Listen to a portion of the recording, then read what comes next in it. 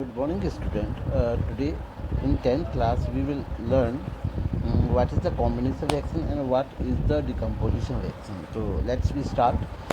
तो चलो देखते हैं कि combination reaction किन्हें कहते हैं. तो a reaction in which two or more substance combine together to form a new substance is called combination reaction. जैसा कि इसके नाम से ही पता चल रहा है कॉम्बिनेशन, यहाँ पर दो या दो से अधिक जो सब्सटेंस होते हैं वे आपस में कंबाइन करते हैं, एक दूसरे के साथ कंबाइन करने के बाद एक या एक से अधिक कंपाउंड बनाते हैं. इस प्रकार के जो रिएक्शंस होते हैं वहाँ उसको हम कॉम्बिनेशन रिएक्शन कहते हैं. कुछ एग्जांपल चलिए देख लेते हैं. तो सबसे पहले हम देखेंगे सल्फ़र. तो sulphur dioxide and oxygen combine to form sulphur dioxide. तो यहाँ पर हम स्पष्ट रूप से देख सकते हैं कि सल्फ़र डाइऑक्साइड ऑक्सीजन के साथ कंबाइन करता है और सल्फ़र ट्राइऑक्साइड या SO3 बना देता है. तो यहाँ पर सीधी से हम देखते हैं कि यहाँ पर ऑक्सीजन की संख्या 2 है, यहाँ पर 2 एटम और मर्ज करते हैं. मर्ज करने के बाद में आपका SO3 बन जाता है. तो यहाँ पर दो या दो से अधिक जो सब्सटेंस होते हैं वे एक दूसरे से कंबाइन करते हैं. अगला एग्जांपल हम लोग देखेंगे. तो अगले एग्जांपल में हम लोग देखते हैं कैल्शियम ऑक्साइड. जो कैल्शियम ऑक्साइड है, कैल्शियम ऑक्साइड यहाँ पर स्पष्ट शब्दों में देख सकते हैं. कैल्शियम ऑक्साइड आपका कंबाइन करता है कार्बन डाइऑक्साइड से, CO2 से. CaCO2 तो है, एक कंबाइन करेगा ऑक्सीजन, तो ये एक इन दोनों कंपाउंड को मिला के एक बनेगा CaCO3. इस प्रकार से ये कैल्शियम ऑक्साइड और कार्बन डाइऑक्साइड आपस में कंबाइन करने के बाद आपके कैल्शियम कार्बोनेट बनाते हैं. चलिए और एग्जांपल देखते हैं. Slurry of lime CaO in water used to white washing building. Lime, quicklime combined with the water to form slagged lime. This disperse in more water and get more slurry white wash. हम लोग देखते हैं कि जो हम घर मकानों पे जो कलई की जाती है, जो हम लोग सूखा चूना लेके आते हैं उसको हम कहते हैं आपका क्विकलाइम. जो क्विकलाइम होता है उसका फॉर्मूला होता है CaO.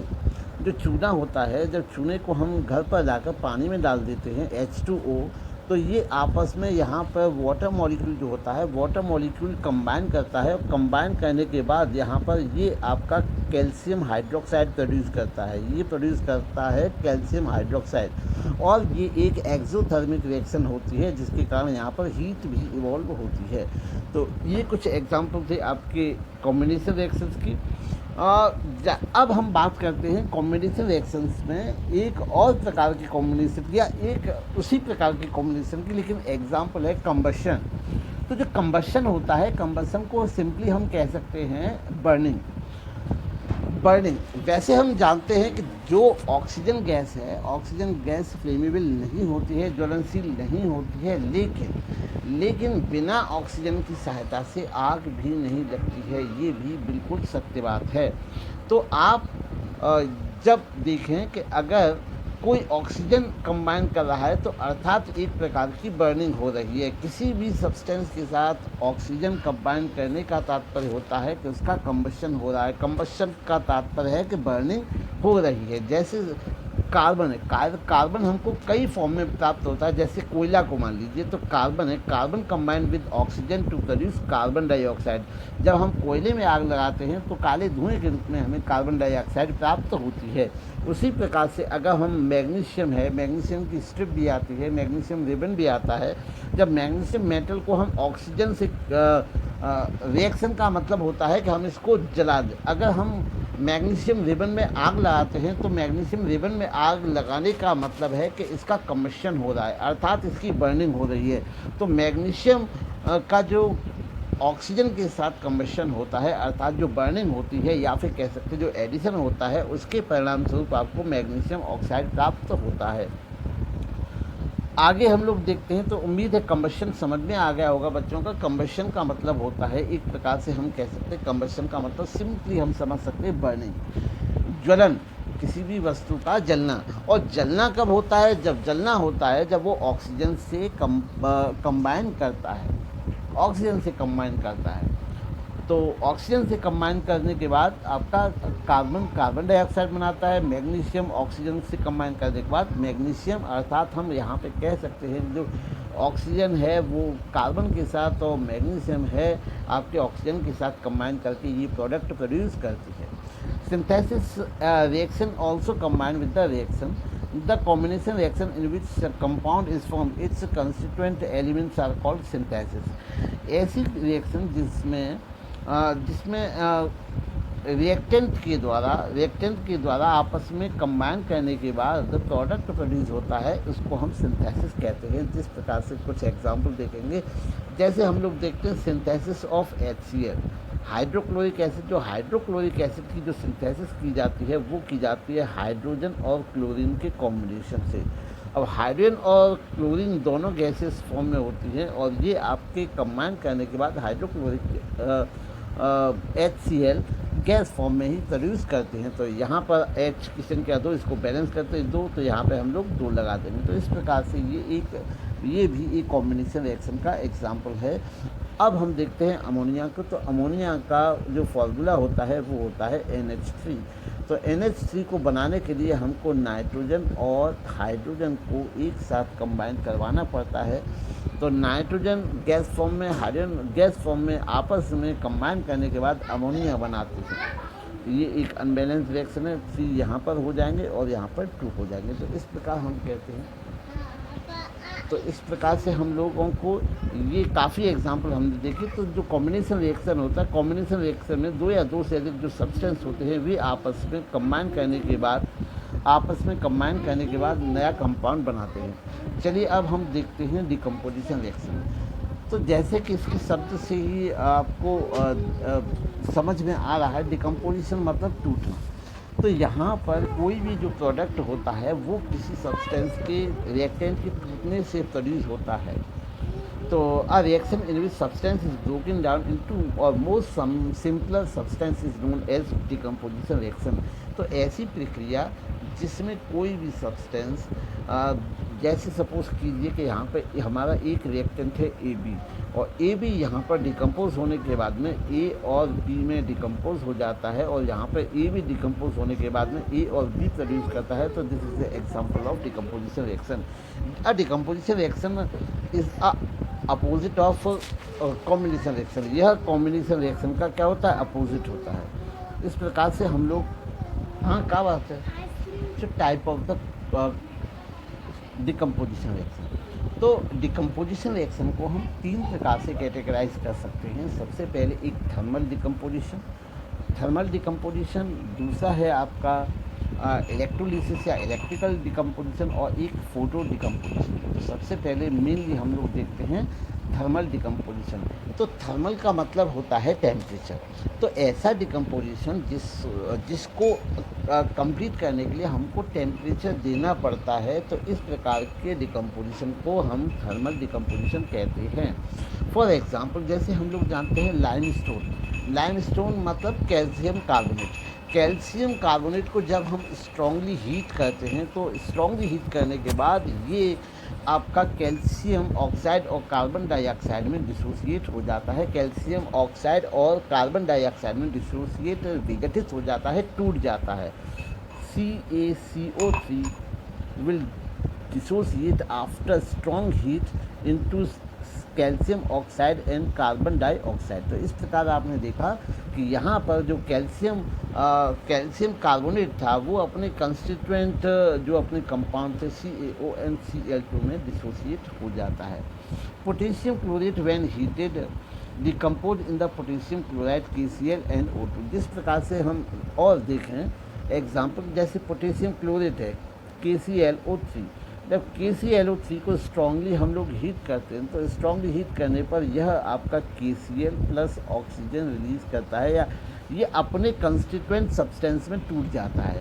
जिन सब्सटेंस से मिलके ये बना होता है, जैसे KCl और आपका ऑक्सीजन से मिलके बना है पोटेशियम क्लोरेट, उनमें टूट जाता है।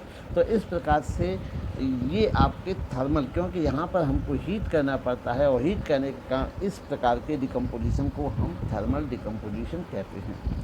Digestion of the food in the example of the decomposition of the reaction during digestion complete molecules present in the food are broken down into the smaller and simple molecules by the enzyme। तो जो आपका digestion है वो भी एक प्रकार से हम डिकम्पोजिशन रिएक्शन की कैटेगरी में रख सकते हैं। एंजाइम्स की उपस्थिति में जितने भी कंपैरेटिवली कॉम्प्लेक्स मॉलिक्यूल जो इनटेक करते हैं वो हमारी बॉडी में एब्जॉर्ब होने के लिए सिंपल फॉर्म में चेंज होने चाहिए। तो डाइजेशन के दौरान हमारी बॉडी में क्या होता है कि जितने भी कॉम्प्लेक्स मॉलिक्यूल्स होते हैं जो हमारी बॉडी में फूड के द्वारा गए होते हैं वो हमारी बॉडी में कंपैरेटिवली सिंपलर मॉलिक्यूल्स में टूट जाते हैं। यहाँ पर एंजाइमिक एक्टिविटी बड़ी महत्वपूर्ण होती है। यहाँ पर एंजाइम एक कैटलिस्ट की भांति काम करते हैं। When anhydrous ferrous sulphate is heated strongly it decompose into the ferric oxide and oxide of sulphur. तो अगर हम फेरिक सल्फेट को यहाँ पे आप देख सकते हो, फेरिक स्ट्रांगली हीट करते हो तो ये आपका फेरिक ऑक्साइड Fe2O3 और SO2 और SO3 में डिकम्पोज हो जाता है। तो जिन कंस्टिट्यूएंट जिन सब्सटेंस से, जिन एटम से, जिन मॉलिक्यूल से मिलकर जो कंपाउंड बना होता है इस्ट्रांगली हीट करने पर वो अपने अपने तत्वों में विघटित या डिसोसिएट हो जाता है। अब हम एग्जाम्पल की बात करें इलेक्ट्रिक डिकम्पोजिशन, तो जैसा कि आप इसमें देख सकते हैं इलेक्ट्रिकल ऐसे कंपाउंड जो उसके एक्वा सॉल्यूशन में इलेक्ट्रिसिटी प्रवाहित करने पर डिसोसिएट हो जाते हैं अपने कंस्टिट्यूएंट आयंस में या एटम्स में। इस प्रकार के डिकम्पोजिशन को हम इलेक्ट्रोलिसिस या इलेक्ट्रोलिटिक डिकम्पोजिशन कहते हैं। जैसे जो वाटर है, वाटर H2O को जब हम इलेक्ट्रोलिसिस करते हैं तो वाटर की इलेक्ट्रोलिसिस के दौरान जो वाटर होता है वो हाइड्रोजन गैस और O2 में डिसोसिएट हो जाता है। जैसा कि हम जानते हैं कि H2O जो होता है वो हाइड्रोजन और ऑक्सीजन से मिलकर बना होता है।